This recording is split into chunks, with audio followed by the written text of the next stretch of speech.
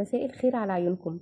النهارده هنعمل مع بعض رقاق العيد الناشف، وده طبعا للأكلة المشهورة في عيد الأضحى، الرقاق باللحمة. بس قبل ما نبتدي الفيديو، لو أول مرة بتشوفوني، أنا اسمي سمر. ما تنسوش الاشتراك في القناة ولايك وشير لو عجبكم الفيديو. يلا بينا نصلي على النبي عليه الصلاة والسلام ونبدأ مع بعض الفيديو. معايا هنا 3 كوبايات من الدقيق. هنخلهم كويس قوي كده زي ما انتوا شايفين. دي أول كوباية. دي تاني كوباية من الدقيق. لازم طبعا الدقيق يتنخل في اي مخبوزات احنا بنعملها. ودي تالت كوباية من الدقيق. بعد كده هحط نص كوباية وهبقى كملت بالظبط نص كيلو من الدقيق، 500 جرام كده بالظبط. 500 جرام من الدقيق اللي هو عمل معايا 3 كوبايات ونص. وعلى فكرة الكوباية دي كبيرة. حطيت رشة من الملح اللي هي يدوب نص معلقة صغيرة. هقلبهم كده مع بعض. بعد كده هنزل بكوباية المية دي تدريج، وهقلب الاول بالمعلقة عشان الدقيق ما يلزقش في ايديا. هو خد معايا بالظبط كوباية ومعلقتين 3 مية. بس في ناس الدقيق معاها بياخد كوباية بالظبط. يعني كل نص كيلو بياخد كوباية.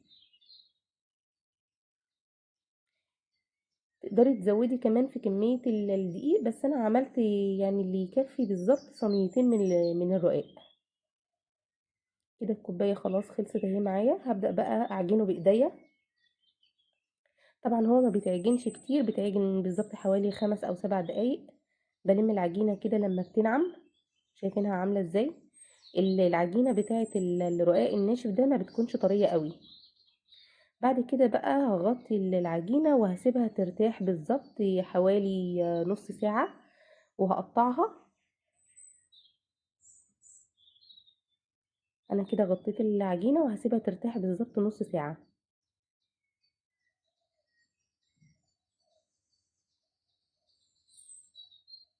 بصوا بعد النص ساعة هي كانت كويسة معايا، عشان احنا هنا البلد اللي انا قاعدة فيها حر. انا قاعدة في الامارات، فالبلد حر جدا، فالعجين بيرتاح بسرعة. هقطعها كده بالشكل اللي انتوا شايفينه ده. وطبعا انا قطعتها صغير لان انا عايزة الرقاقة نفسها تبقى صغيرة. لو عايزة تكبري الحجم هيبقى على حسب الصينية اللي هتعملي فيها. هقطع معاكم كده واحدة كمان. وهي بتتقطع اصلا بكل سهولة كده. هتلفيها بس كده في ايديكي.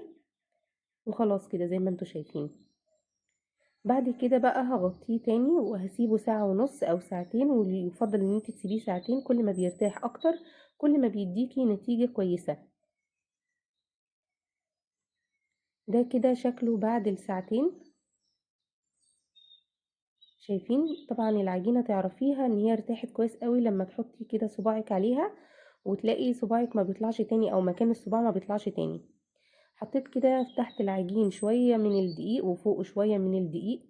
واهم حاجة الدقيق اللي انت بتحطيه تحت وفوق العجين عشان العجين ما يلزقش. هفرد العجينة بايديا كده زي ما انتم شايفين، وهي بتتفرد بكل سهولة.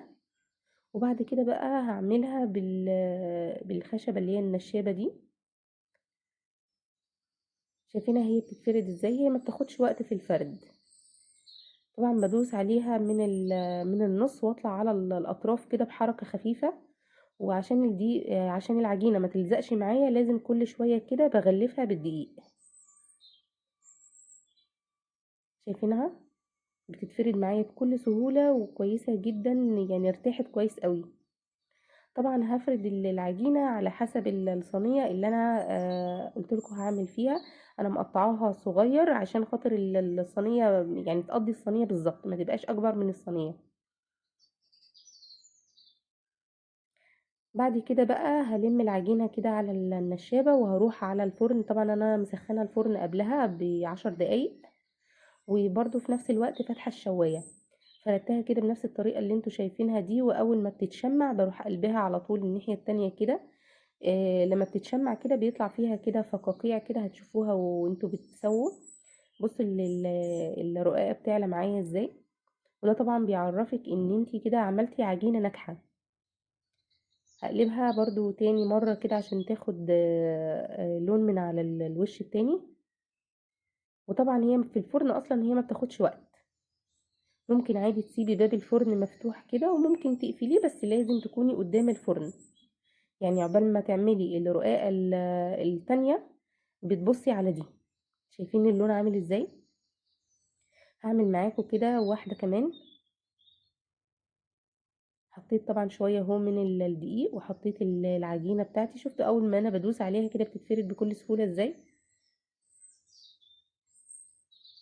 كل ده يا جماعة بيعرفكم ان العجينة ناجحة معاكم وان هي ارتاحت كويس جدا. بصوا هخليها بقى كده اللي هو ايه، احاول بقدر المستطاع ان هي تبقى شكلها مستوي. شايفين هي ما شاء الله بتتفرد بكل سهولة ازاي؟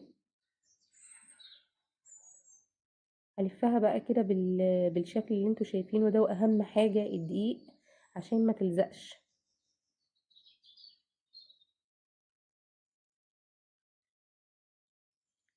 بصوا هي ما شاء الله بتتفرد معايا ازاي على طول. على فكرة الرقاق الناشف ده من اسهل الحاجات اللي ممكن تقفي تعمليها في المطبخ. يعني ما تستصعبوش الحاجة، جربوا مرة واتنين. يعني مش لازم الحاجة تطلع معاكم من اول مرة كويسة. اهم حاجة ان احنا ما نشتريش الحاجة من بره ونعملها في البيت، وهتبقى طبعا بطعم احلى بكتير من بره. بصوا شايفين دي تاني واحدة اهي، احطها في الفرن. بعد كده بقى انا هخلص بقية الكمية لوحدي، وهوريها لكم في الاخر خالص هتبقى عاملة ازاي. طبعا انا بقلبها بالسيخ بتاع الشواية. بصوا هي بترتفع على طول ازاي، ما بتاخدش وقت خالص في الفرن.